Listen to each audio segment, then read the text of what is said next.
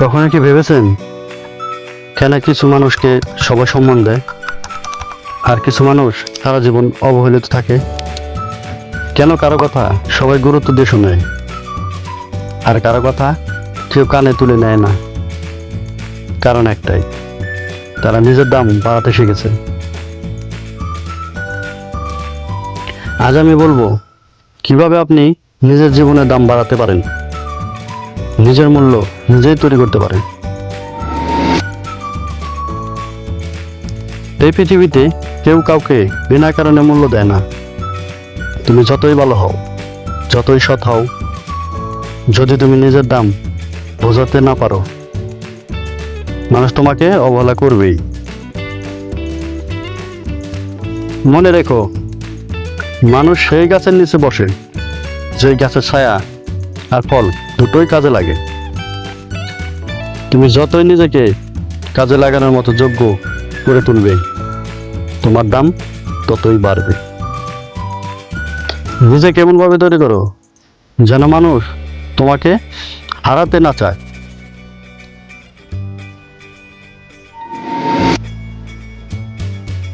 অনেকে ভাবে বেশি কথা বললেই নিজের গুরুত্ব বোঝানো যায় না।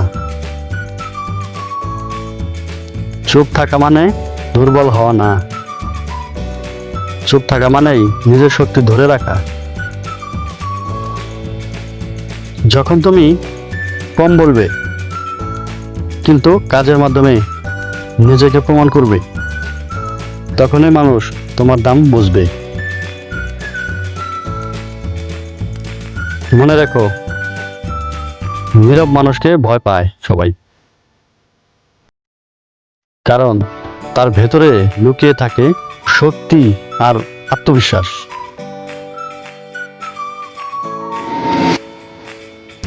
তুমি যদি চাও মানুষ তোমার মূল্য দিক, তাহলে প্রথমে নিজেই নিজের উপর বিনিয়োগ করো।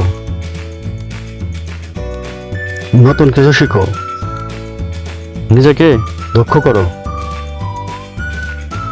নিজের চিন্তা ভাবনা উন্নতি করো।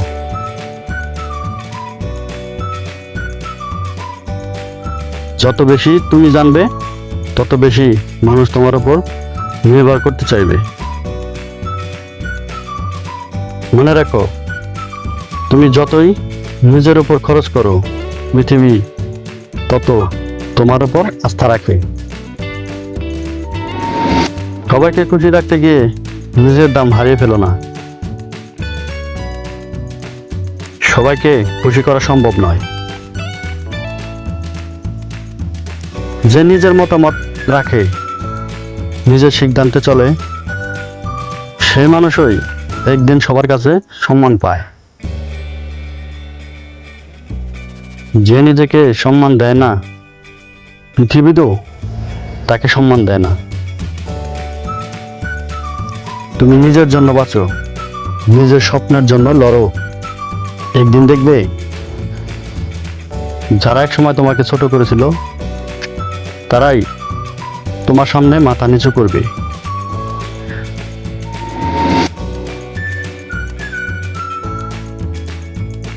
সব জায়গায় থাকা যায় না, সব সম্পর্ক ধরে রাখতেও হয় না।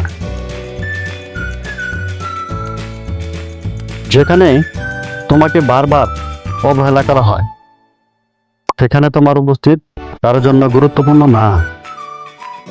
সেখান থেকে নীরবে সরে আসো, কারণ তুমি যত সহজে পাওয়া যাবে, তত সহজে তোমাকে অবহেলা করা হবে। নিজেকে কঠিন করো না, কিন্তু অমূল্য করে তোলো। তুমি যত কথাই বলো, মানুষটা ভুলে যাবে, কিন্তু যখন তুমি সফল হবে, তোমার নীরবতাও তখন গর্জে উঠবে। মানুষ তখনই তোমার দাম বুঝবে